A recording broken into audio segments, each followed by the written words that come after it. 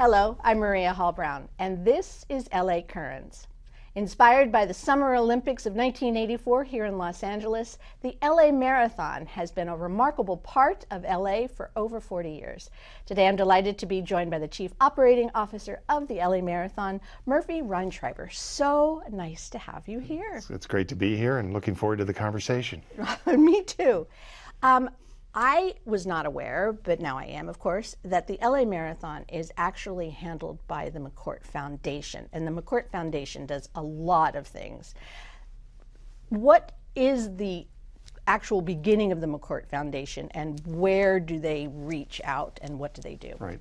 So it's an interesting story. Okay. I'll give you as much or as little of it as you like, but the McCourt Foundation was really founded in 1992. Mm-hmm. The McCourt family had some family members that were struck down by neurological diseases, and the family decided that they wanted to fight back. And the way they decided to fight back was to raise funds for research to strive to find a cure for neurological diseases, and the way they decided to do that was to host a fundraising run. And so that's the genesis of the McCourt Foundation. And so the foundation has been centered in Boston, and there was some developments at the end of 1999 where the McCourt Foundation acquired a company that I worked for at the time called Conquer Endurance Group that owned the operating rights for the marathon. Oh, okay. Since then, we've been operating with some events in Boston and obviously the major events that we have out here in Los Angeles. And the major events include others beyond the LA Marathon? Yes, we have a full calendar of events, and the way we look at our year is our year really starts in September, with our first event, which is the Santa Monica Classic 5 and 10K. Okay. And then from an event standpoint, we move from there into middle of January, which is the Rose Bowl Half Marathon and 5K. And then from there, and this is the Los Angeles calendar, and then from there we go to Marathon Weekend, or Marathon Week, which is the LA Big 5K on Saturday before the marathon, and then the marathon on Sunday, and the marathon always happens on the third Sunday in March. Mm-hmm. And then in addition to those events, there's a list of programs that we run. They're youth health and fitness programs, they're nonprofit partnership programs, so it's all our support of the community. That the marathon is a unique driver. And so our calendar is really full from September all the way through into April or May when we finally wind the marathon down for the year. I can't fathom that many people want to go running that often, but nonetheless. Well, there's a big marathon, a big running boom on right now, like the country has never seen. Really? And yeah, times are really good in the running world right now. There are running clubs are growing by multiples. Maybe even month over month. It's become the thing to do now, is to run. Do we have any reasons why? Is it health related? Is it anti-pandemic being stuck inside related? Is it inexpensive to just put on a pair of shoes and go? All those things, and I think in this day of social media, where the effort, the thing to do is to try to meet people through dating apps. Right. Running and through running clubs allows people to meet people face to face. Oh. And in addition to all the things you just mentioned, health, and it's inexpensive, mm-hmm. and you get to, if you go for a run with somebody, you really get to know them over a 30, 40, 50, 60 minute time frame that you're out running with them. So it's a very effective way to meet people. Interesting. You said the third weekend in March. We just, how did it go this year? Yeah, so it was great this year. The marathon, not only the Los Angeles Marathon, but marathons by and large are huge community events that have a way of bringing communities together. And this year, with the wildfires and everything that has happened here in LA, I guess I can say the timing of the marathon really couldn't have been better, because I think the community was ready to come together and to engage in something very positive. And that was felt all along our race course. The crowds were bigger than we've ever had before. The number of runners that we had was as big as we've ever had. The race sold out earlier than it ever has before. So by every metric, the race was fantastic this year. There are so many components to the LA Marathon that I don't think I realized in terms of where you can participate. You don't have to run. There's a lot of different things you can do. There's volunteer work. And then also, as you mentioned earlier, the philanthropic component, the charitable organizations that are participating. So, beyond the runners, how many people do you think participate in the marathon, and what are some of the things they do? Our volunteer corps is about 4,000 people. Wow. And interestingly enough, we have a number of those volunteers who have been with us all 40 years. Really? And so when people ask, I don't run, how can I be involved? My answer always is go volunteer. You'll find it's an incredibly rewarding activity, enough that people come back year after year after year to do the same jobs in the same places. And I think they get to know not only the event, but I think they get to actually learn and get to know some of the runners that are out there. And it's just an amazing event where the community pulls together, and somehow we get 26,500 runners from Dodger Stadium to Century City. And that happens through the tenacity and guts and dedication of the runners, but also the spectators and those volunteers have a lot to do with the success of those runners.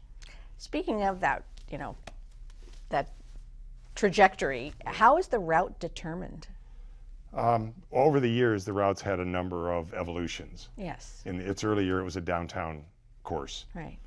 And then after McCourt got involved in 2008, one of the improvements that was made is to change the route from to a course that we called Stadium to the Sea. It started at Dodger Stadium and finished in Santa Monica. And that course was very well received.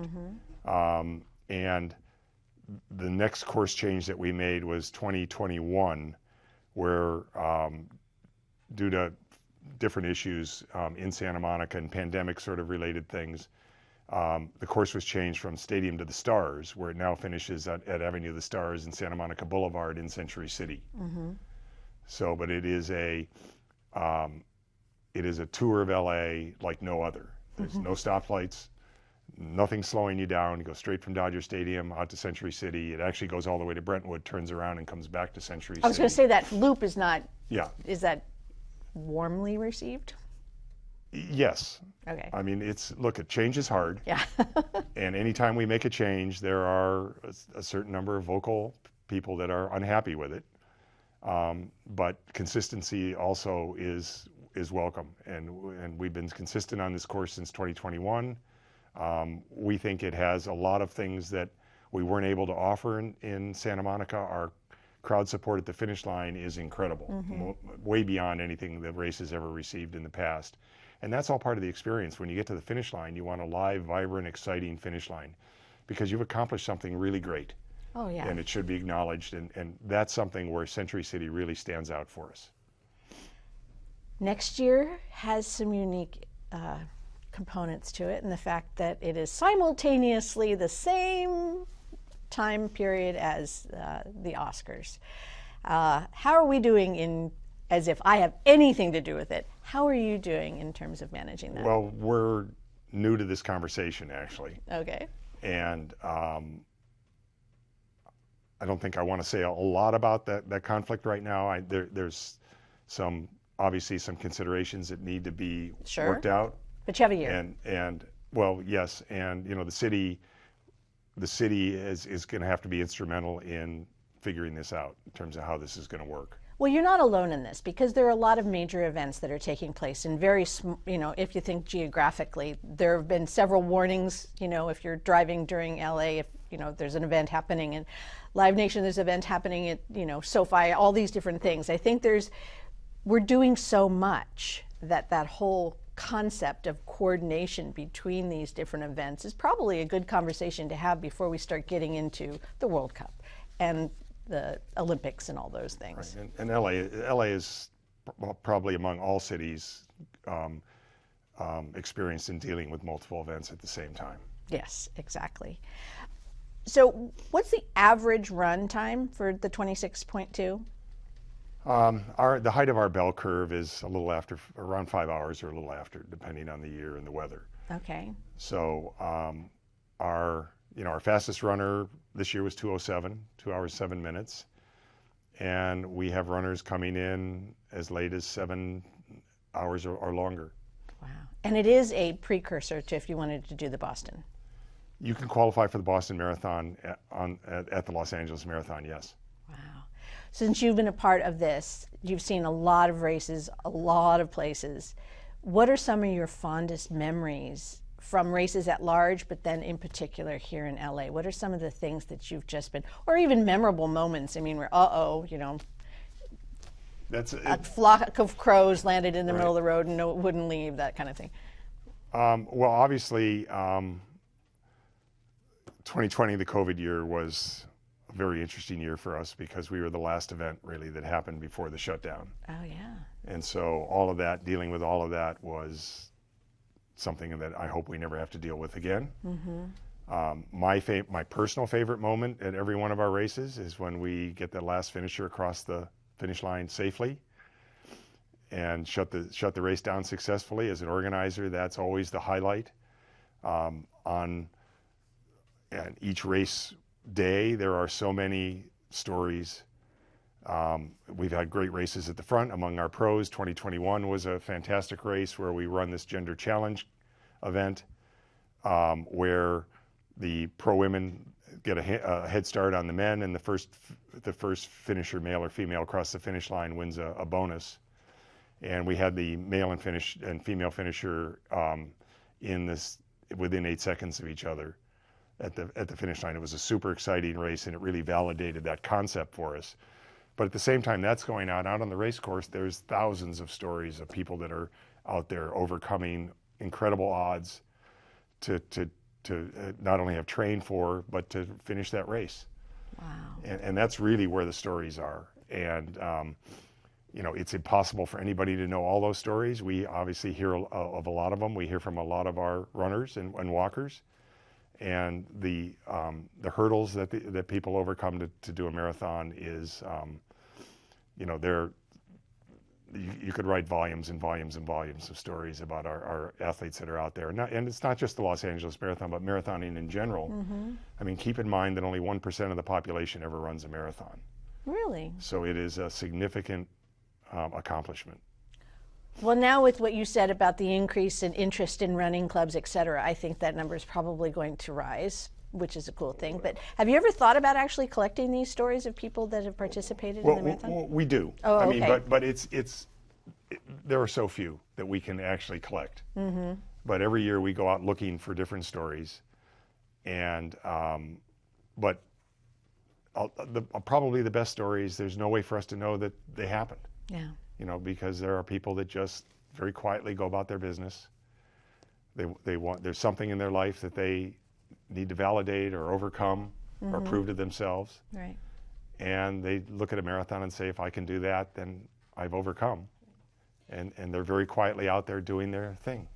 And speaking of achievements, I mean, you have a pretty substantive para-athlete kind of component to the marathon. How is that different from the more able-bodied opportunities for people that can run and or walk the whole thing? How do you manage the issue of people with altered abilities that make them either in a wheelchair or some other device that they need to be able to do this? What's their event? Okay, so since 1986, we've run a wheelchair division in the marathon. We were one of the pioneers of wheelchair racing in the country. And so we've had our wheelchair division, which is really, it's a pro race, and there's prize money available. And then we have a exhibition division, which is what we call hand cranks. And it's a little hard to describe what a hand crank is, but it's a three-wheeled wheelchair, but the way it's propelled is with your arms, and there's a gear. Okay. It's a little bit more like a bicycle. Right. And that is that's an exhibition event at our marathon and at all other marathons. It's never an official part, but there is quite a bit of participation in that division, so to speak. And beyond that, then we provide as many accommodations as we can for other athletes with disabilities or para-athletes to participate, whether it's It's blind athletes. We obviously help them with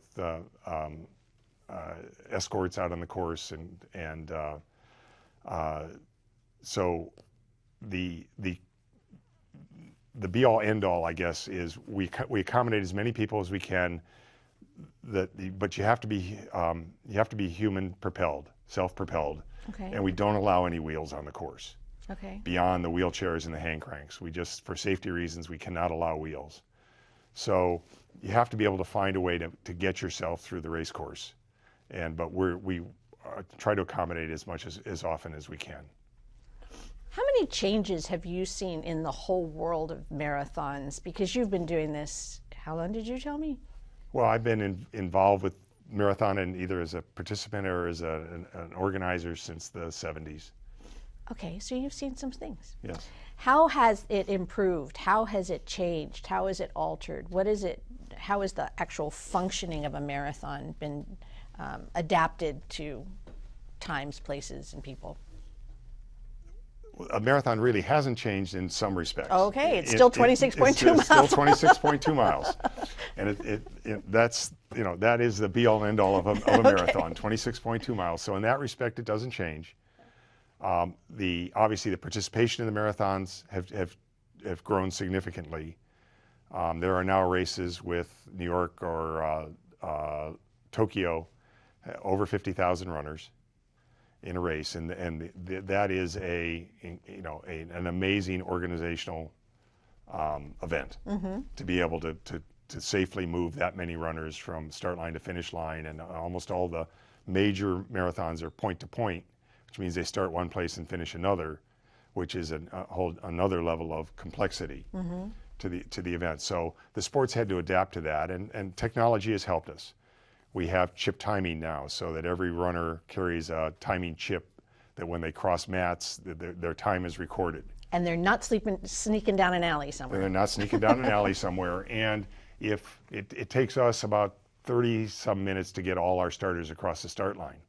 Well, it doesn't really matter when you cross the start line, because we're starting your time when you cross the start line, not necessarily when the gun goes off for the pro men to start running. And so you get an accurate time of what you did over the course, regardless of whether you start with the gun or 30 minutes later. That's allowed larger participation. And then the sports just become a lot more sophisticated in terms of safety measures, in terms of nutrition that goes out on the race course, and how traffic flows are handled. I mean, we need to be as concerned with parking and spectator management as we do athlete management, because that's all part of conducting a major city large event. Well, your point is incredibly valid, especially because there have been some incidents that happened, at marathons. So how has the issue of safety been addressed as times change and things become a little bit more tenuous in certain places, and also the participation of the LAPD and the LAFD? Yeah, so I think you're probably referring to the Boston bombing. I am. Yeah, I figured you were. So, I mean, that, obviously that stood the industry on its head. And we've made a lot of changes to that. There are now security protocols around the start lines. Thankfully, it's never happened again. And so we've all had to react to that. And I think as an industry, we've done a great job. And here in Los Angeles, I know we've done a fantastic job because of the cooperation we have with not only LAPD, but because we cross into West Hollywood, we have the sheriffs, and into Beverly Hills PD, and the FD, and the whole alphabet soup of governmental agencies make this race go. And the degree of cooperation we have here in LA is unequaled anywhere of any event I've ever been to. And I've been to the majors, and I've sat in their command centers, and the support we get here is unparalleled. So it's a safe event. It's a safe event. And technology, I imagine, helps a lot. Technology helps a lot. I would think drones and all kinds of things would be... Yeah, drones are an issue here in Los Angeles. So we don't put up any drones, and I know there's a high sensitivity to drones. Absolutely. So the idea of these marathons began, in particular with the McCourt Foundation, in terms of charitable donations. So How much does the LA Marathon mean to the city of Los Angeles in terms of funding, but also in terms of what it gives to organizations that partner? Right. That's at the end of the day, that can be seen as the main purpose of the marathon, is that give back to the community. When the marathon gives back in a number of ways. We have a nonprofit partnership program where this year we had 105 other nonprofits participate to raise badly needed funding for their own crucial causes. And we provide that platform for them to field teams that run the marathon and raise those funds. And we've raised over $80 million for other nonprofits through that program. Wow. Over the years that McCourt has been involved. Wow. So that's a program that's near and dear to everyone's hearts and is crucial to what the marathon does. But in addition to that, we support youth health and wellness causes in Los Angeles. We provide significant support to Students Run LA, which is a separate 501c3 to us, a nonprofit, but we're very dependent on each other. What Students Run LA does is each year they have a program that starts in September, and there are students from 180 plus local schools that participate in this program, and those students are, the program essentially teaches them self-reliance and confidence through running. And many of these students have never run before. They start off by training for a 5K and then build up through the year from September to March to run the Los Angeles Marathon. And there are about 3,000 Students Run LA kids that run the marathon every year. Almost 99% of those kids get to the finish line. Oh my heavens. And about the same number graduate from high school, and about the same number go on to college, with most of those kids being first in their families to go to college. So it is an incredible program that's been going on for 34 years now of the marathon, and it's a program that we're really proud of and we work very closely with. We have another program that we are an operating partner with LA Unified School District that we call 26th Mile, and it is an after-school program where about 20,000 kids, elementary school kids every year, after school, as part of a health and wellness program, run 25 miles in increments over an 8-week program. And then we bring 7,000 of those kids to Dodger Stadium the Sunday before the marathon to run their final mile at Dodger Stadium, where it's an event in and of itself. There are thousands and thousands and thousands of parents out there. The kids get t-shirts and medals, and it's a real event. And so we've been doing that for 16 years now with LA Unified School District. What are the ages of the first group and the second group? The 26-mile program are elementary school kids. Okay. And the Students Run LA is predominantly secondary or high school kids, but there are some kids as young as 12 that participate through that program. See, that's another thing. There's so many other components to the LA Marathon versus just that one day and that 26.2 miles. I mean, besides the other events that you told me about happening all the time, I imagine that there's, things that the general populace wouldn't necessarily see unless they looked for it. Right. And that's what I alluded to at the very beginning, is that our season starts really in September in terms of our programs launching our events, but it goes really all the way around the calendar. How many people do you work with internally? How many people does it take to actually besides the 4,000 volunteers, et cetera, how many humans does it take to actually make this work? Well, we have 14 full-time. That's not very many humans. It's not very many humans, but we have a lot of contractors that we work with. There are, these contractors specialize in doing events of our size. And so we're very lucky to have this sort of small army of contractors that come in and help us produce the event every year. Have you noticed that other marathons and other races in other countries and other states look to the LA Marathon for advice and for modeling as to what works and what doesn't? Yeah, that's the great part about marathoning, is that we're the 4th largest marathon in the country, New York, Chicago, and Boston being larger. And we all cooperate with each other in a very useful way.